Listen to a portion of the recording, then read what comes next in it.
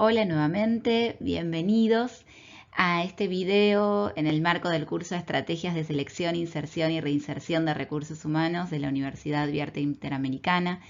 En esta oportunidad, en este último video, vamos a abordar el tramo final del proceso de selección. Ya habíamos visto cómo aquellos candidatos preseleccionados que avanzaban una entrevista podían también ser evaluados complementariamente en el marco de un conjunto de evaluaciones laborales, imaginando el buen desempeño de un candidato en esas instancias de evaluación. Lo próximo que se presentará es poder acordar las condiciones, si bien esto se viene conversando por lo general previamente, pero poder definir ya de último momento cuáles van a ser todas las condiciones en las cuales el candidato futuro empleado se va a incorporar a la organización. Instancia de negociación de esas condiciones y de ingreso. Posteriormente la inducción, su incorporación a la organización, el seguimiento, digamos, y cómo es el recorrido de ese empleado dentro de la organización. Puntualmente, y haciendo una síntesis de esto último, lo que vamos a abordar en esta clase es la negociación con el candidato, el cierre de la búsqueda y ya orientándonos a la organización en sí, la incorporación y la inducción de la persona a la organización, su seguimiento, las instancias de retroalimentación, pero también pensar qué pasa cuando la relación laboral concluye, las famosas entrevistas de egreso y el proceso de desvinculación, apuntando también a algunas menciones sobre lo que es el desempleo y el outplacement. Puntualmente llegando a ese candidato que fue seleccionado para el proceso de selección, hay una primera instancia que involucra la negociación con ese candidato seleccionado, en donde ambas partes van a intentar definir ese mínimo de concesiones recíprocas que estarán dispuestos de un lado a otro a considerar, es decir, ese marco de derechos y obligaciones que van a estar sosteniendo el vínculo laboral. Algunas características o aspectos a considerar en la negociación.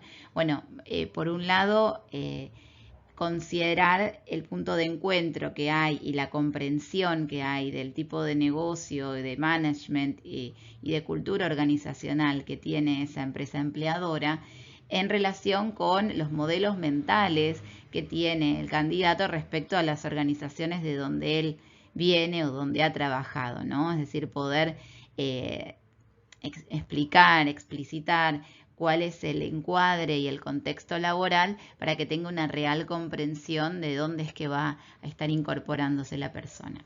Lo ideal es que esto ya venga siendo trabajado previamente, ¿sí? Pero al momento de ingresar es muy importante volver a validar esta comprensión.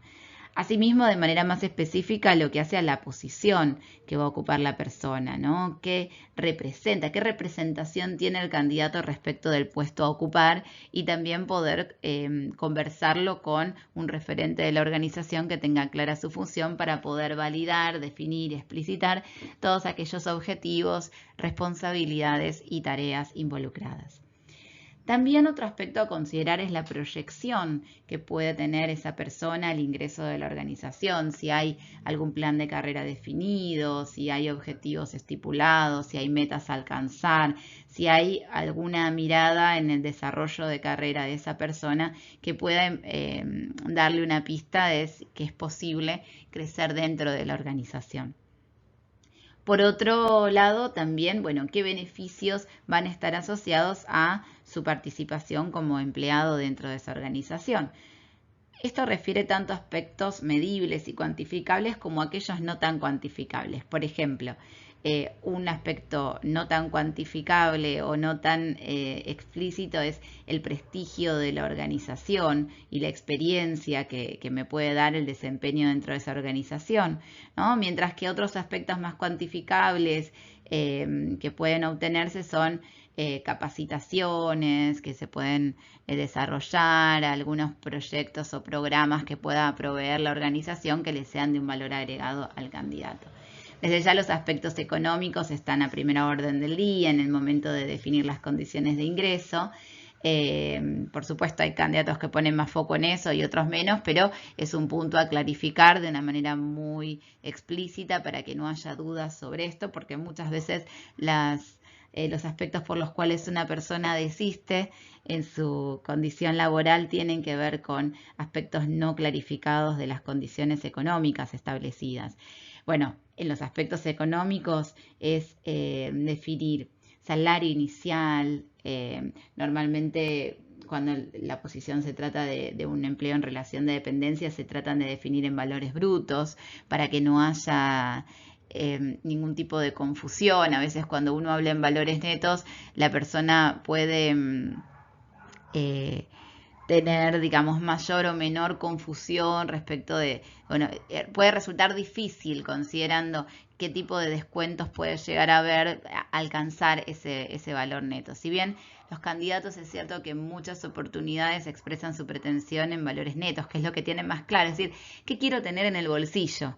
Luego la empresa hará sus cálculos respecto de cómo llegar a ese valor en bolsillo desde bueno, todas las retenciones que están asociadas. Pero por lo general siempre conviene, para evitar ese tipo de diferencias, a establecerlo en valores brutos. Bueno, por otro lado, hay posiciones que pueden tener remuneraciones variables, sujetas a resultados. Esto ocurre mucho en posiciones comerciales, ¿no? Donde de acuerdo a la cantidad de ventas puede haber comisiones establecidas o algunos parámetros para poder motivar y alentar a que la persona llegue a mejores resultados. También, bueno, los bonus de contratación, ¿no? Que pueden estar establecidos, las primas de pase, como estos valores que están adjudicados como un compensatorio cuando la persona en realidad está cambiando de un puesto a otro y tratando de compensar el riesgo que puede tener involucrado ese salto para la persona. Bueno, beneficios en materia de salud, el establecimiento de alguna prepaga o condiciones de salud que puedan ser interesantes para la persona y para el grupo familiar. Otros beneficios económicos no monetarios de manera directa, puede ser ofrecerle un vehículo, gastos de automóvil, seguros, vivienda, comedor, diferentes vales, gastos de transporte, telefonía, descuentos de distinto tipo, gimnasia. Bueno, hay diferentes tipos de sistemas de compensación. Bien, también en caso de que la persona, el postulante, el futuro empleado, digamos, deba realizar algún tipo de mudanza o de ubicarse en un nuevo lugar para poder ingresar a la organización, hay organizaciones, empresas que consideran gastos de mudanza o cubren algunas lugares, bueno, la residencia o algunas consideraciones para dar más comodidad a la persona. Por último, si bien esto no es tan común o no es tan frecuente, pero en algunas organizaciones también pueden llegar a considerar previsiones respecto de la futura ruptura laboral, digamos, para tener cubierta, digamos, ciertas consideraciones y también cuidados de ambas partes. Considerando ya el ingreso de la persona, habiéndose dado una buena etapa de negociación, se pauta una fecha de inicio de actividades para la persona y se genera el alta del empleado conformando el legajo correspondiente, una ficha de ingreso personal. Esto depende también de cómo tenga organizada cada empresa, digamos, su documentación, pero se establece formalmente el ingreso de la persona. Esto está acompañado de, bueno, las indicaciones para presentar documentación o lo requerido, digamos, de ser necesario en caso de que no lo haya presentado anteriormente, y establecimiento de ciertas pautas para el primer día de trabajo. A veces no suelen ser muy abundantes y se van dando sobre la marcha, pero es importante que el candidato o el empleado conozca cuáles van a ser las características de ese primer día y en qué condiciones debería presentarse, horario de ingreso, etc. Acá hay algunos datos curiosos, datos de color, para tener en cuenta, bueno, la importancia que tienen estos primeros días de trabajo en una organización. Algunos datos estadísticos, como por ejemplo que los primeros 90 días de trabajo de un profesional es donde se siembra la semilla de retención, es donde uno capta el talento y promueve que pueda permanecer dentro de la organización. El primer año de trabajo es el crucial. 86% de los empleados decide durante los primeros 6 meses dejar o no la compañía. Por lo tanto, el trabajo cercano durante ese periodo es muy importante. Y la realidad es que si bien este dato es muy robusto, no en todas las empresas se aprovecha este periodo, se considera esta particularidad. En una encuesta que se desarrolló se partió de una observación de que 78% de directivos, ejecutivos, declaró no haber recibido un apoyo, digamos, de ingresantes a la organización me refiero, un apoyo planificado al asumir un nuevo cargo. Es más, el 40% afirmó que fue deficiente, otro 38% que fue regular. Solo el 6% dijo que fue excelente y un 16% que fue bueno. Con lo cual, ahí nos da una pauta de que todavía hay cosas para trabajar, mejorar y desarrollar estrategias. La inducción, que se desarrolla en los primeros momentos de la incorporación del candidato, es un proceso. Y al referirnos a la inducción como un proceso, quiere decir que se va gestando y que se va construyendo a lo largo del tiempo. Ese proceso tiene como objetivo familiarizar a los nuevos empleados con la organización. Y eso implica no solo sus tareas, sino también, bueno, su equipo de trabajo y yendo hacia lo más macro, la organización en sí misma.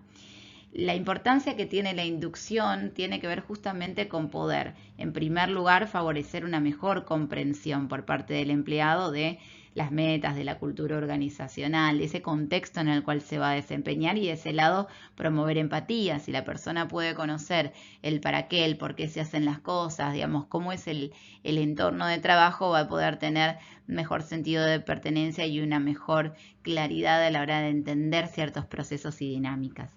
Al mismo tiempo, al poder garantizar esto, se reduce la ansiedad, una ansiedad que es esperable, que es natural cuando uno ingresa y cuando uno es nuevo y hay un mundo de opciones y de información a adquirir.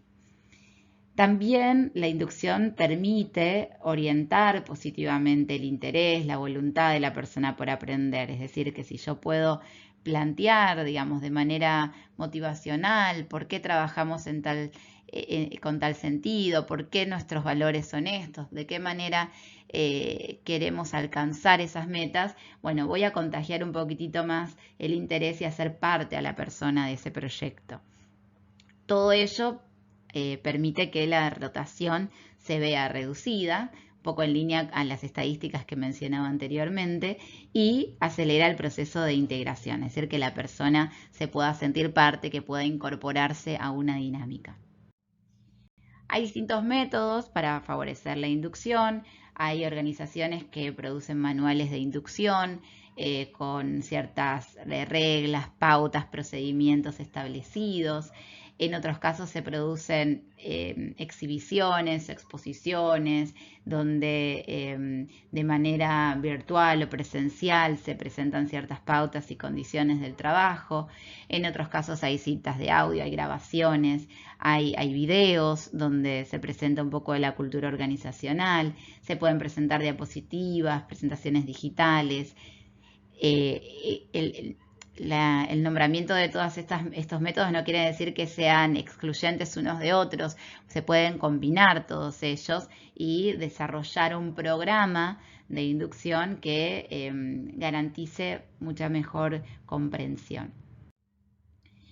Hay algunos aspectos a brindar en esa inducción en cuanto al conocimiento que tiene que obtener el candidato. Por un lado, respecto de la organización, que ese empleado pueda conocer la cultura organizacional, teniendo algún recorrido y algún conocimiento de la historia, de la visión, la misión, los valores de esa organización, bueno, un conocimiento de su organigrama, bueno, por supuesto, el mercado en el cual se inserta la organización y qué productos o servicios son los que ofrecen de una manera más amplia para, si bien puede la persona trabajar sobre determinada unidad de negocios, que pueda conocer a nivel más macro cuáles son todos los servicios o los productos que se brindan. cómo es la localización de esa organización y su expansión geográfica, cuáles son las competencias cardinales que habíamos mencionado anteriormente, las competencias genéricas que todo empleado de la organización debería aportar para estar alineado a esa cultura organizacional, cuáles son las políticas, normas internas, beneficios, sistemas, todo aquello que forma parte de la dinámica y la red de relaciones también de esa organización. Cuáles son las costumbres de la compañía y las comunicaciones, es decir, cuáles son los estilos habituales como para poder compatibilizar con ello. El listado, conocer cuáles son todos los beneficios que va a tener asociados al pertenecer, ¿no? y a su función también específicamente, y qué procedimientos tener en cuenta en materia de emergencia, de seguridad e higiene en caso de estar establecidos. En cuanto al puesto en sí mismo, que pueda la persona conocer cuáles van a ser específicamente sus tareas, el qué y el para qué es lo que se espera del empleado, es decir, qué expectativas se tienen al respecto, cómo funciona su equipo de trabajo, la convivencia diaria, ¿no? Muchas veces, sobre todo cuando la actividad es presencial, bueno, cuáles son algunas pautas importantes que son del día a día, ¿no? Que se va a ir empapando cotidianamente, pero que también muchas de ellas pueden ser explicitadas al comienzo, ¿no? Ciertos horarios establecidos para almuerzo, por ejemplo, para algún recreo, alguna dinámica particular, el uso de la cocina, el uso del baño, etc. También qué métodos de trabajo, qué herramientas de trabajo va a tener y todo aquello que hace al cómo me voy a desempeñar aquí adentro. Hay un proceso que se denomina onboarding del inglés, si lo tradujéramos al castellano es el sentirse a bordo, ¿no? Esta bienvenida donde uno considera que está ya dentro, integrado a la organización y en movimiento. Justamente es una metodología que permite que el empleado, que el nuevo miembro de la organización se pueda integrar de mejor manera, de una forma más rápida a su puesto de trabajo. Esto implica un proceso donde la interacción entre la empresa y el ingresante es constante, la comunicación es de doble vía, ¿sí? No solamente desde la formalidad y la bajada de, bueno, cuál es la cultura organizacional, el puesto, etcétera, todo lo que mencionamos también, sino que haya un rol activo por parte del que ingresa a la hora de proponer, a la hora de preguntar, a la hora de adquirir el conocimiento. Algo importante, digamos, la inducción de esta manera no debería ser algo fugaz que hago el primer día y que luego se pierde y se disipa y me olvido de la persona que ingresó porque tengo que seguir con mi agenda, sino que debería presentarse un programa que pueda dar continuidad, que pueda tener un seguimiento, que pueda involucrar diferentes instancias de adquirir la información. Y esto, bueno, involucra, por supuesto, un entrenamiento. Acá tomo una frase de Carlos de Silva, director de Recursos Humanos de Philips, que dice que habla de los beneficios que tiene el programa de onboarding, ¿no? Que pueda permitir el desarrollo del potencial desde el inicio del trabajo y promover la motivación.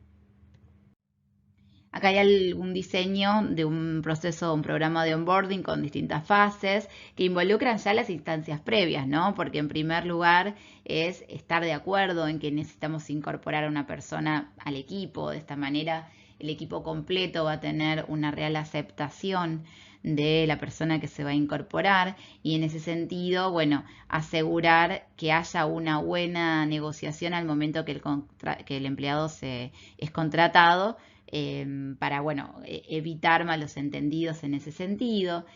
Luego poder brindar, proporcionar todas las herramientas que la persona va a necesitar para realizar su labor y esto también implica, bueno, que darle a conocer si va a estar en un proyecto, en qué proyecto, qué características tiene o definirle claramente sus tareas y luego ayudarlo a integrarse también con el grupo de pares, con las autoridades, con su red de pertenencia dentro de ese puesto de trabajo, que pueda entablar relaciones constructivas, que pueda tener red de trabajo.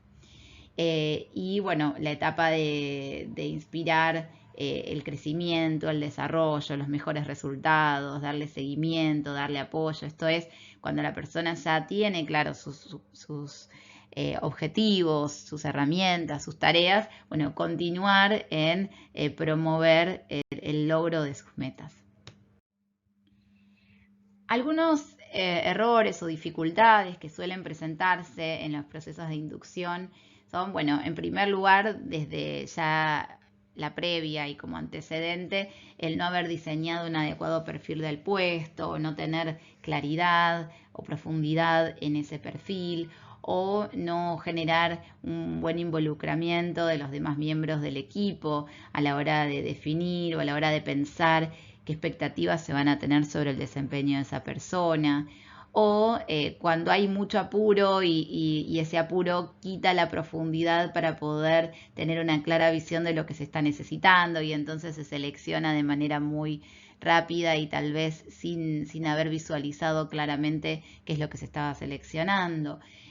A veces cuando en un proceso de selección las entrevistas son largas o con presión o son muchas instancias de entrevista y el proceso se vuelve muy complejo, muchas veces esto genera desmotivación o desánimo en los candidatos y de ingresan ya algo pinchados, por decirlo en coloquial.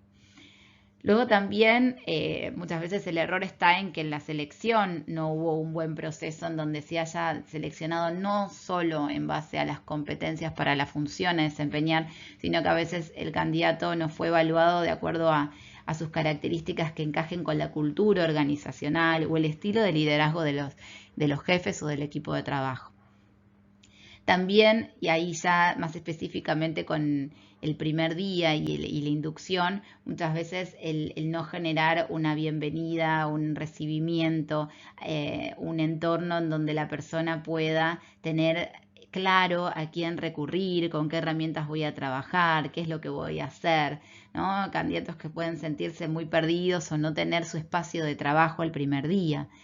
Bueno, o tener algún pie izquierdo en las relaciones.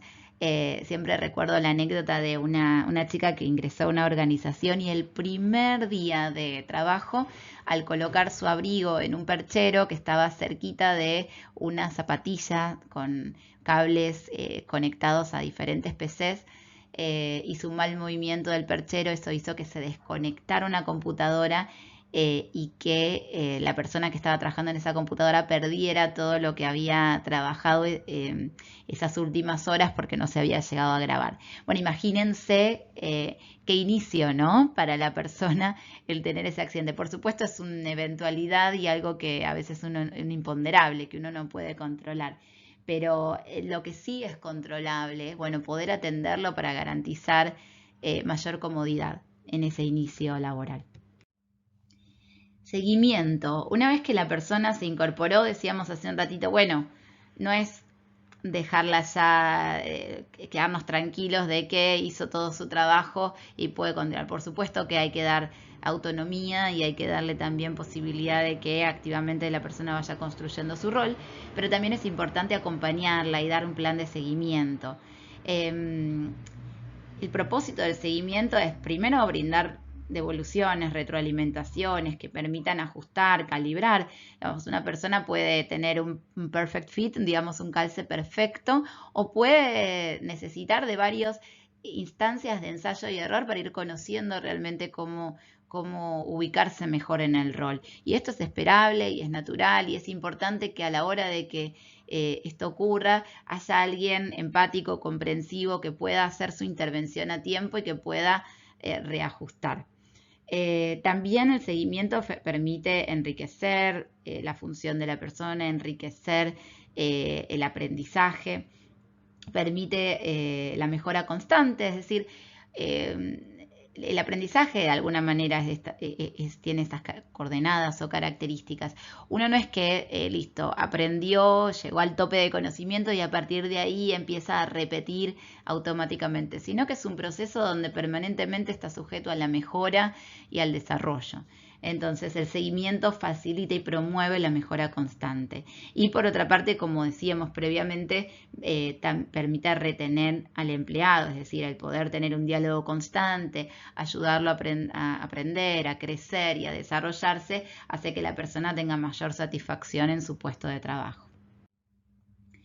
En el seguimiento, no solo es el jefe o superior directo el que está responsabilizado de brindarlo, sino también el Departamento de Recursos Humanos y desde ya el empleado que se promueve que tenga un rol activo, proactivo y que pueda interesarse en ese seguimiento y acompañamiento. La devolución que está asociada a un proceso de seguimiento, es decir, el poder brindar un feedback, una retroalimentación respecto de cómo esa persona se está desempeñando, cuáles son aspectos a valorar y a alentar a que continúe desarrollando y aquellos puntos de mejora que sean necesarios ajustar. Bueno, ese es un punto muy importante en el crecimiento y en la satisfacción, como decíamos recién, del candidato. Ahora, ¿cuándo? Es lo que uno se puede preguntar, ¿no? ¿Cuándo realizo esta devolución? ¿Quién la puede realizar y cómo? Bueno, por supuesto que cada organización tomará nota de estas preguntas y establecerá sus propias respuestas en base a sus dinámicas, en base a cómo esté estructurada, en base a quienes formen parte de la organización y también las habilidades de cada uno para poder hacerlo. La devolución puede estar dada y es interesante que pueda estar brindada por el superior directo, que es el que tiene el conocimiento más acabado del empleado, es el que lo ha visto en acción, el que puede dar ejemplos, argumentar alguna devolución con ejemplos concretos, ¿no? Y muchas veces puede participar también recursos humanos favoreciendo ciertas estrategias y también desde lo que ha observado del desempeño de la persona. Pero como decía anteriormente, depende de la estructura de la organización y con qué recursos cuente. Cada cuánto, por supuesto, dependerá de esto. Hay organizaciones que tienen metas establecidas y, digamos, con cierto parámetro de tiempo. Hay organizaciones que hacen devoluciones cada 6 meses, hay empresas que hacen anuales, hay empresas que no las hacen. Y que, bueno, siempre acá se trae el valor agregado de poder hacerlas desde ya. Y el cómo es también un punto muy interesante. Sobre esto quería traer un tema, una estrategia que ha surgido el último tiempo, que se llama Feed Forward. Acá se toma el Feed Forward versus la estrategia habitual de feedback que se ha conocido mucho. Feedback, como dice la palabra, si bien la traducción es retroalimentación, es poder irnos hacia atrás, ubicar el desempeño en el pasado de la persona, cómo le ha ido, digamos, cómo se ha desempeñado, cómo ha sido su performance, y a partir de ahí poder tomar aquello para rescatar sus fortalezas, identificar sus debilidades, proponer planes de mejora, etc. El Feed Forward plantea mirar también hacia adelante, ¿no? Acá tomo 2 frases del creador de esta terminología, Marshall Goldsmith, que dice: centrarse en las soluciones más que en los errores, es lo que él pone foco, lo que él valoriza. En el futuro en lugar del pasado. Esto va a mejorar la autoimagen de los líderes empresariales y los impulsará hacia el éxito, menciona. La retroalimentación puede ser limitada y estática, en sentido de lo pasado, ¿no? Es algo que sucedió, que no tiene cambio y que yo, si bien lo estoy tomando para cambiarlo en el futuro, bueno, estoy hablando de algo que quedó acabado. Lo que él promueve o propone es una mirada expansiva, dinámica, que plantee lo que sí puedo cambiar. Es decir, tomo la otra frase de Marshall Goldsmith. Dice: no al feedback del pasado, no puedes cambiarlo, por lo tanto déjalo ir. No quieras cambiar todo. Elige un comportamiento para hacer una diferencia positiva en tu vida. Y acá tomo otro punto importante. El feed forward muchas veces lo que hace es decir, bueno, centrate en 1, 2, máximo 3 competencias que quieras pulir, desarrollar. Uno no va a poder cambiar todo y en esto las ambiciones a veces que se ponen de por medio pueden ser peligrosas, ¿no? Está bien querer mejorar en sentido integral, pero uno establecerá un plan de mejora para que realmente sea lograble, ¿no? Que sea realista. El feed forward, para ir entonces a lo concreto de que establece esta metodología, va del presente hacia el futuro, ¿no? Por supuesto que va a tomar aspectos que tienen que ver con la experiencia actual, con su desempeño actual, y para eso uno historiza y toma ejemplificaciones del pasado, pero no hace foco ahí, sino que el foco lo hace en, bueno, cómo estás hoy y cómo nos visualizamos hacia el mañana. Y entonces, bueno, motiva al participante, la idea es fortalecer, digamos, la autogestión de la persona y motivarlo para que en vez de centrarse en sus errores, se responsabilice y se plantee un plan de trabajo hacia el futuro. Y esto, bueno, genera mayor compromiso y proactividad, evitando tal vez esta posición más defensiva de cuando viene el feedback, decir, uy, acá me van a contar o me van a hablar de lo que tengo que mejorar y de lo que hice mal, ¿no? Bueno, lejos de esa actividad defensiva, es decir, bueno, tomemos el cuadro completo y pensemos cómo seguimos trabajando en el crecimiento.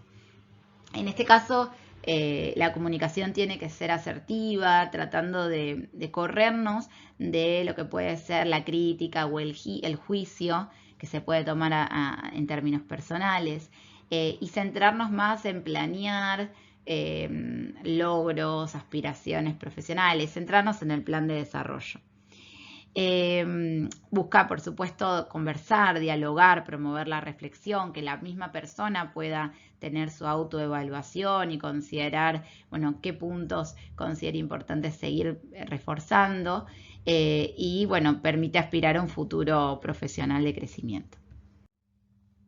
El proceso involucraría algunas instancias, por ejemplo, preguntar primero a la persona cómo es su propia evaluación de su desempeño, ¿no? ¿Qué impresión tiene respecto de su desempeño? Bueno, acá, perdón que estoy tomando algunas cuestiones de un assessment center, ¿no? Pero es un ejemplo que tomamos para una actividad, pero en definitiva sería de su desempeño en la función. ¿Cómo considera que se ha desempeñado? ¿Cómo podría describir ese desempeño? ¿Hay algo que le llamó la atención? ¿Hay alguna sorpresa que se haya llevado respecto a esto? ¿No? Por ejemplo, yo me imaginaba que iba a ser de una manera y fue de otra. Yo me imaginé que iba a poder con esto, pero no pude. O por el contrario, pensé que no iba a poder con esto y me sorprendí de cómo me pude organizar. Solicitar también que elija, redacte algo particular en lo que quiera desarrollar, ¿no? A la luz de cómo se ha evaluado en esos primeros tiempos de trabajo. Describir también competencias, definiciones, cómo se han, digamos, valorar o focalizarse en alguna competencia particular y definirla, sobre la que se quiera hacer foco. Autoevaluar cuáles son las conductas que están asociadas a esas competencias, también describir las competencias menos favorecidas, ¿no? Que considera que ha tenido o que tiene, y también nuevamente las conductas asociadas. Y la idea es siempre poder, a la hora de destacar la fortaleza, las competencias que más se han resaltado y las competencias que menos se han resaltado, es muy importante hacer foco en los ejemplos, ¿no? Es decir, poder describir algunas situaciones concretas que puedan argumentar, ejemplificar, dar claridad a esto que se está dando como devolución. ¿Sí? A ver, si uno le dice a la persona, estuvimos notando que cuando hay una situación de presión, vos te pones muy nervioso. Bueno, ¿cuándo fue que se puso nervioso? ¿Qué ejemplo concreto podemos dar para que la persona realmente se lleve eso como una instancia de crecimiento y no como una situación de crítica, que tal vez no logra identificar adecuadamente?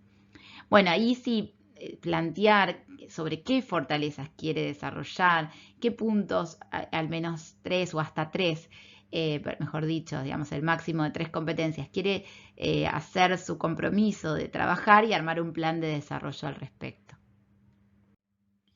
Acá hay un ejemplo de un plan de desarrollo, por supuesto uno arma la grilla que le resulte más conveniente, pero bueno, poder focalizar luego de esa charla, ¿sí? Donde, resumiendo lo anteriormente dicho, le voy a preguntar a la persona en primer lugar cómo lo vivió, cómo se sintió. Sobre eso le traigo mis apreciaciones, ¿no? Los puntos positivos, destacar lo positivo, darles ejemplos concretos, destacar los puntos de mejora, darles ejemplos concretos.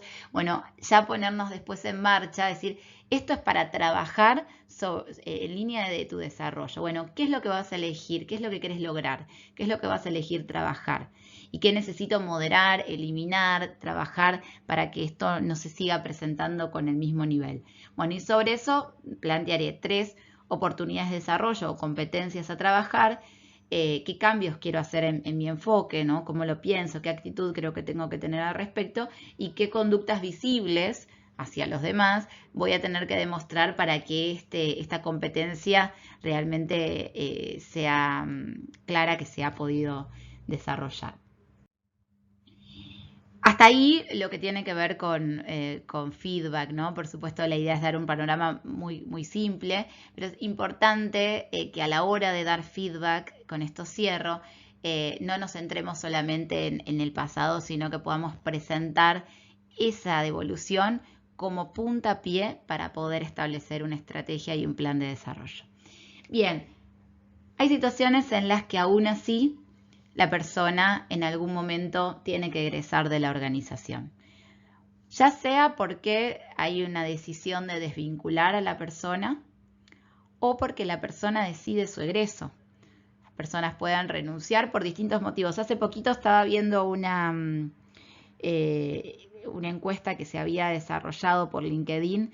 ¿Por qué la gente renuncia? ¿Cuáles son las principales razones por las cuales las personas deciden por su propio medio, por su propia cuenta, es una decisión personal, salir de esa organización? Bueno, en primer lugar, porque sienten que pueden tener poco espacio para crecer, es decir, no ven nuevos desafíos, no ven que haya oportunidad de desarrollo. Tal vez todo esto que veníamos conversando del seguimiento del plan de carrera está ausente, o que ven que no tienen otra posición por encima, o que tal vez quien está en una posición a la que podrían llegar ellos a ascender es una persona que no se ve posibilidades de cambio, es una persona que ya tiene mucho tiempo en la organización y que no se ve posibilidad de movilidad, con lo cual deciden buscar entonces nuevos horizontes y la posibilidad de crecimiento en otro trabajo. Otra causa puede ser el mal liderazgo, ¿sí? Es decir, tener referentes, líderes en la organización que puedan generar conflicto, que no generen buen clima laboral, que no me permitan crecer, de los cuales no pueda aprender, ¿sí? O que tenga una mala relación. La tercera causa es una mala cultura de trabajo, ¿sí? El icono que está asociado a esa causa es, un eslogan que dice: trabaja, para eso te pago, ¿no? Es decir, ¿cuáles son los valores que se promueven en la organización? ¿Qué es lo que prima? Digamos, ¿cómo es el clima laboral? ¿Qué tipo de proyecciones puedo tener dentro de la organización, entre otras cosas? Cuarto lugar, y muy asociado al primero, también es la falta de retos, ¿no? Es decir, al margen del crecimiento, digamos, como promoción a otras posiciones, no tener retos en el día a día, incluso dentro de mi posición, ¿no? Es algo tal vez rutinario, que no me presenta un desafío nuevo, en donde no puedo crear, donde no puedo innovar. La quinta razón son condiciones monetarias, ¿sí? La poca paga. No tener un plan de crecimiento en este sentido, no tener ajustes, bueno, no sentirse la persona compensada adecuadamente. Y en sexto lugar, el poco reconocimiento, que también está asociado a estrategias de mal liderazgo, ¿no? De culturas organizacionales en donde no se da lugar a este reconocimiento de los logros, de las metas alcanzadas, de la dedicación y la contribución a la organización. Bueno, cuando esto ocurre, puede ocurrir porque la persona, como decíamos recién, decide egresar, o porque por algún motivo la compañía decide desvincularlo. Bueno, hay diferentes estrategias también para tener en cuenta, ¿no? Cuando es la persona la que decide egresar, es muy importante y muy interesante poder plantear entrevistas de egreso, poder tener un encuentro con la persona, poder conversar acerca de las causas, los motivos, acerca de su valoración de la organización, sus proyectos. A veces cuando no se hacen entrevistas semidirigidas o encuentros informales o formales, se establecen algunos formularios para completar. Pero siempre es interesante el intercambio, la interacción, el ida y vuelta con esa persona. Por supuesto, dentro de un marco de resguardo de información y de confidencialidad a la persona, pero también es muy importante atender, y esto también es lo que se asocia a lo que decíamos al comienzo cuando uno negocia las condiciones de ingreso, ¿no? En qué condiciones va a egresar la persona y qué marco de confidencialidad tiene que tener con respecto a la organización. Es decir, todo lo que aprendió, más que lo que aprendió, la información que manipuló y que manejó dentro de la organización, tiene que ser manejada con la suficiente confidencialidad y cuidado. Desde ya que también es importante tener en cuenta, bueno, el feedback en ese momento, ¿no? Al momento del egreso. Acá más que candidato sería el empleado, lo que dice en feedback. Bueno, y cuando la persona pone un pie fuera de la organización, y sobre todo en los casos en donde la decisión es tomada por la organización, se decide realizar una desvinculación de la persona puede tener otra oportunidad en puerta, lo cual sería un caso muy favorecedor, o podría quedar desempleada, ¿no? Y algunas líneas en relación al desempleo. Cuando hablamos de desempleo estamos hablando de la carencia de trabajo por causa ajena a la voluntad del trabajador. Por eso digo que hablaremos de desempleo cuando estamos hablando sobre todo de la persona que fue desvinculada y no tiene un empleo en puerta, o de una persona que está buscando trabajo y que hoy no está pudiendo reinsertarse laboralmente. No hablamos de una persona que no está buscando trabajo, ¿sí? Hay diferentes tipos de desempleo. Una principal diferenciación es la que distingue el desempleo circunstancial del desempleo estructural. El desempleo circunstancial es algo provisorio, ¿sí? Es algo pasajero en donde la persona puede reingresar al mercado laboral en un corto plazo. Sus capacidades por lo general y sus competencias se mantienen bastante conservadas y el tiempo es lo suficientemente razonable como para, bueno, considerar que es una transición bastante breve. A diferencia de lo que ocurre con el desempleo estructural, que es conocido también como desempleo de larga duración, y cuando hablamos de desempleo de larga duración estamos hablando de un desempleo que tiene más de 12 meses en su búsqueda, ¿no? Y en su intento de reinserción laboral. Y ahí realmente también es más preocupante lo que ocurre en cuanto a las competencias, las habilidades de la persona, su estado emocional y su estado motivacional, ¿sí? Porque la persona en este caso tiene menos probabilidades de ser reempleado en el mercado laboral y va también perdiendo su expectativa y su motivación. Hay distintas causas asociadas al desempleo estructural. Algunas de ellas, por ejemplo, la falta de educación o de instrucción puntual para lo que el mercado laboral hoy puede estar solicitando. También el contexto geográfico social, tanto lo que hace al mercado en ese momento, ¿no? En qué contexto social, económico nos encontramos, sino como también el contexto en el cual la persona, el que busca trabajo, se encuentra, ¿no? Digamos, tal vez zonas que pueden tener alguna dificultad en accesos geográficos, poder viajar y poder llegar a ciertas zonas de empleo, a zonas de trabajo, bueno, cierta vulnerabilidad social que pueda ser mucho más dificultosa o dificultoso el ingreso. También la dificultad en la adquisición de ciertos recursos para poder participar de algunas entrevistas y de algunos procesos de selección. Yo creo que les hablaba clases atrás sobre algunas posiciones vinculadas a enfermería, algunos candidatos que tenían menores recursos a la hora de acceder a una conexión de internet o a una computadora, sobre todo en estos tiempos que priman, en donde la persona tiene que tener a mano algún dispositivo para poder conectarse a una entrevista virtual. tiempo atrás nos sucedía también que había personas que hasta tenían problemas para poder acceder a una impresora, imprimir su currículum y traerlo, poder enviarlo a través del mail o incluso llegar a través de un medio de transporte a la entrevista. Por supuesto que la degradación del mercado laboral también hace a las dificultades en la reinserción laboral y hacia una causa también del desempleo estructural, la pérdida de la persona en lazos de comunicación importantes para acceder a los empleos, son los ejemplos que les daba recién, problemas psicológicos laborales como por ejemplo el estrés, el burnout, el mobbing que pueden haber impactado en la persona y que le pueden dar tal vez menos recursos o una afectación emocional a la hora de volver a ubicarse en un nuevo empleo.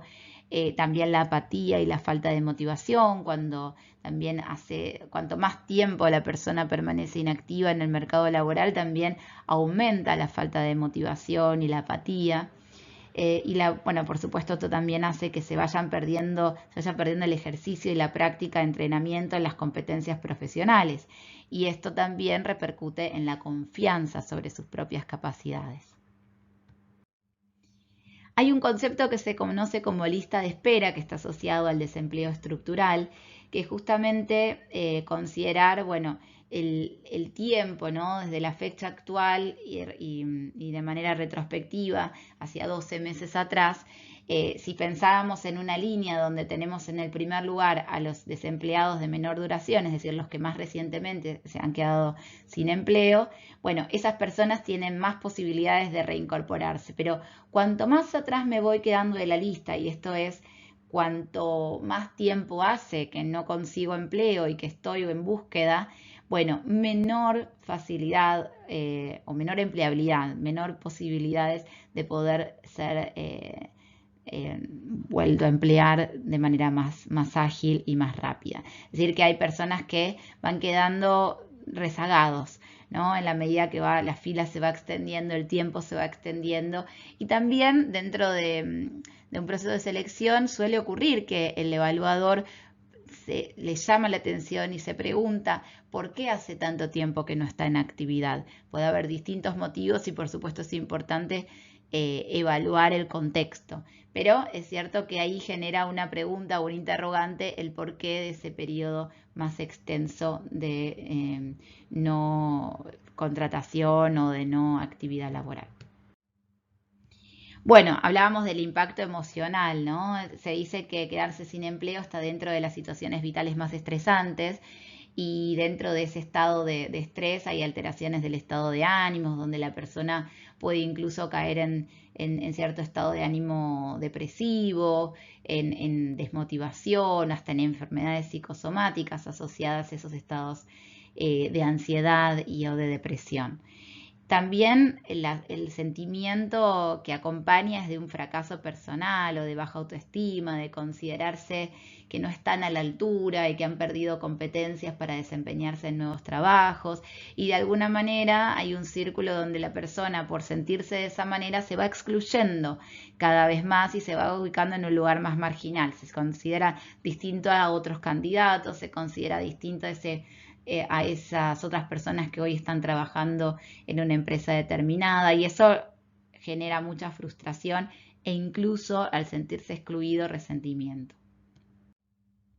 Acá planteo como una especie de círculo vicioso, ¿no? Donde represento lo que decía anteriormente, una sensación de marginación que está acompañada a un miedo al rechazo. Si yo me siento marginado, voy a pensar que tal vez el otro también me va a rechazar en otra situación similar y entonces esto me genera frustración y baja autoestima y esa frustración y baja autoestima reduce mi eficacia porque es una profecía autocumplida casi, el considerar que no tengo el recurso, el creerme que no tengo el recurso y entonces actuar como si realmente no tuviera el recurso y esto paraliza, ¿no? Y esa paralización vuelve a entrar en una cadena donde me siento aún más marginado porque no puedo actuar activamente, proactivamente respecto de lo que me pasa.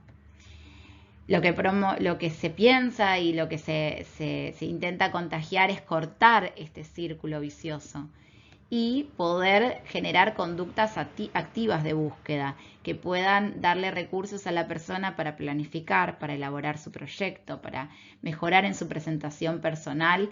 Por supuesto, trabajar y reforzar sus estrategias de inteligencia emocional para poder salir adelante, digamos, en estas sensaciones de frustración, y poder trabajar sobre todo en su seguimiento, ¿no? En poder tener constancia en esta búsqueda.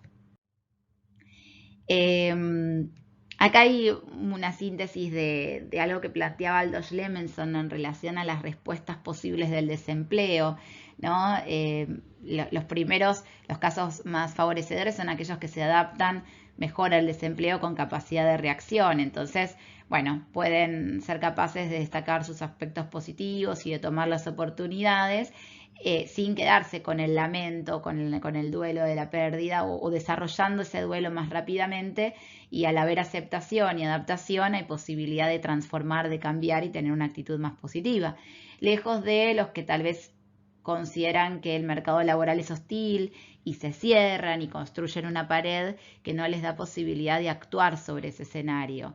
Entonces hay una sensación de pérdida, hay más dificultad para reinsertarse laboralmente y bueno, uno se muestra como más rígido en los procesos de búsqueda. Y una tercera opción es no asumir el cambio, es decir, negar, no registrar y estar más metido en una situación más idealista, más fantasiosa, ¿no? Y continuar con la repetición de ciertos esquemas de cuando realmente tenía mi trabajo. Por supuesto que hay muchas opciones y hay muchos grises entre todo esto y hay combinación de estos aspectos, pero como una gran clasificación. En relación a esto, es muy importante trabajar sobre los recursos y las herramientas que la persona que queda desempleada puede tener a mano. Y acá es cuando surge la estrategia y la metodología de outplacement. Es algo que puede proveer una compañía a la hora de realizar sobre todo desvinculaciones masivas y poder proveer estrategias a quienes han sido sus colaboradores para que puedan tener un mejor capital a la hora de volver a buscar empleo, y la finalidad es justamente facilitarle a la persona la reinserción laboral. La idea es poder contribuir desde aspectos que refuerzan sus aspectos psicológicos, establecer planes de objetivos, trabajar con las estrategias que la persona puede tener a mano para tener una mejor presentación.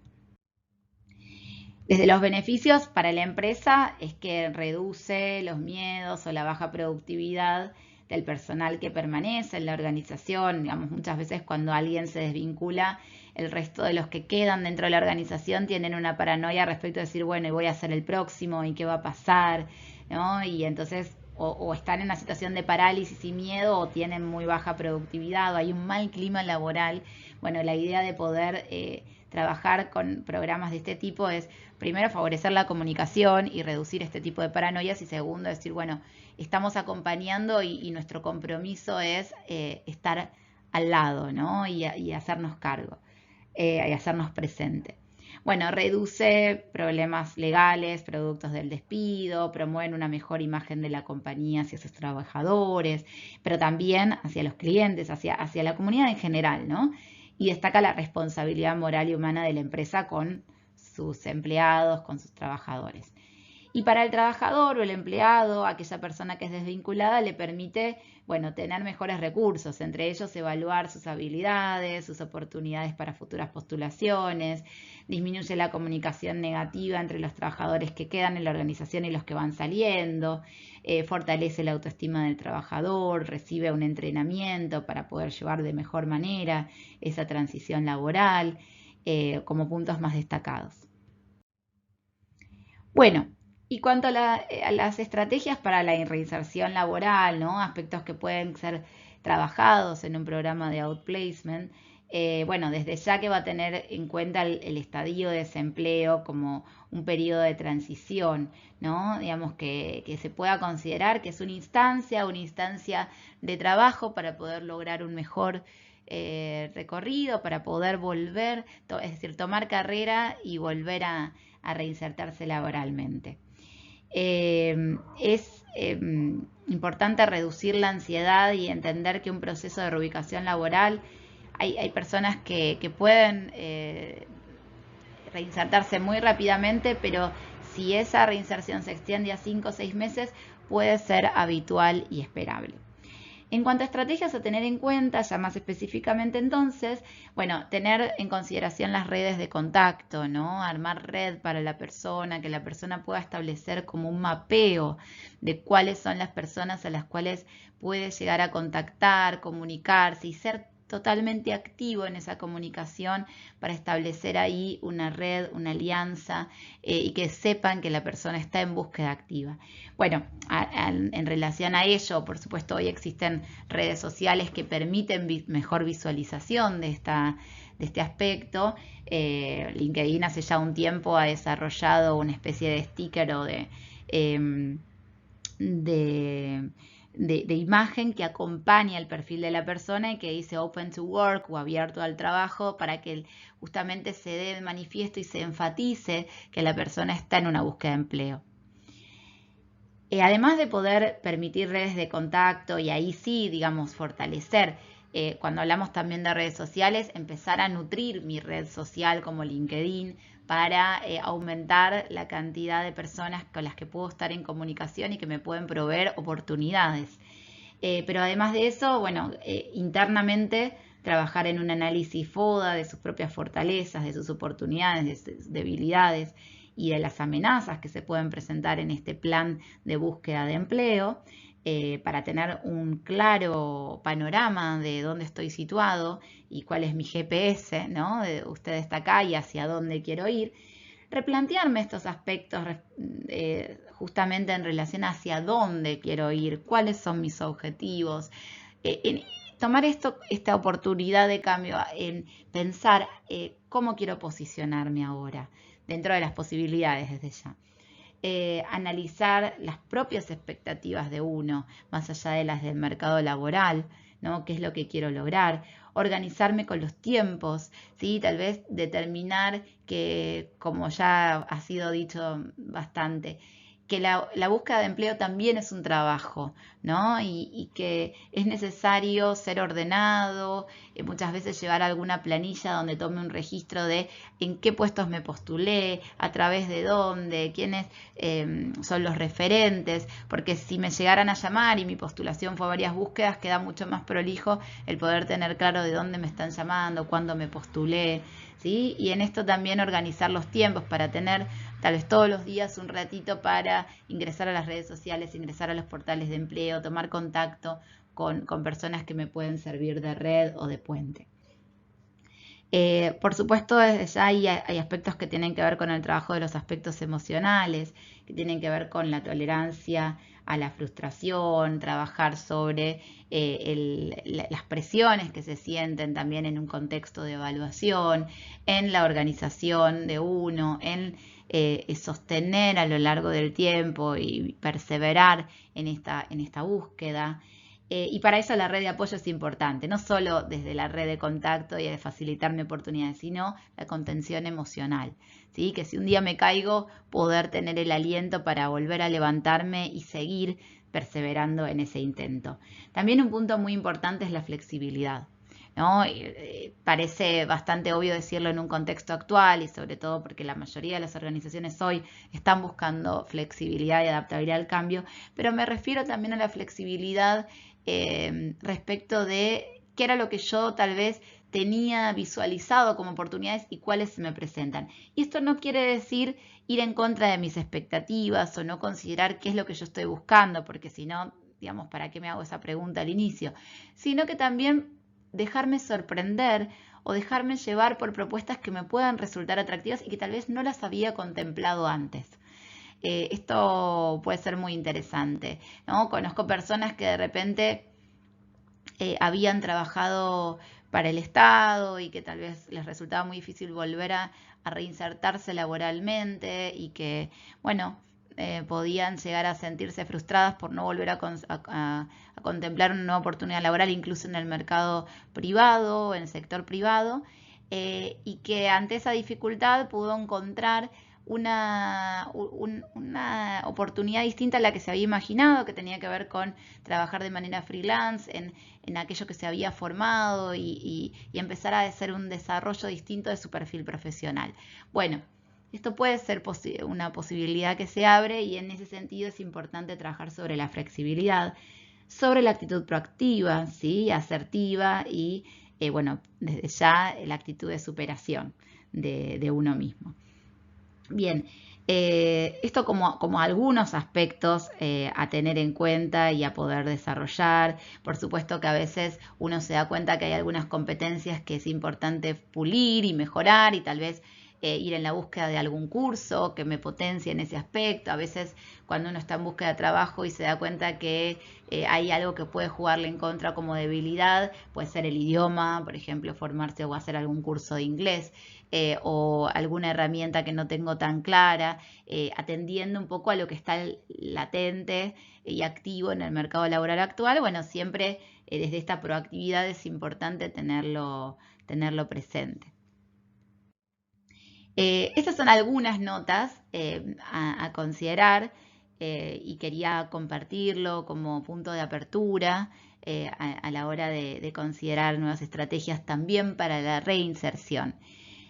Por supuesto que podemos seguir conversando en clase y compartiendo experiencias personales. Los dejo con esta última viñeta, simplemente a título de los cambios en los últimos tiempos, donde un empleador habla de una reestructuración en redacción y la desvinculación que se va a tener que hacer de uno de ellos. Y vemos ahí los representantes de distintas redes sociales como mucho más tranquilos en ese puesto de trabajo y la persona ahí preocupándose.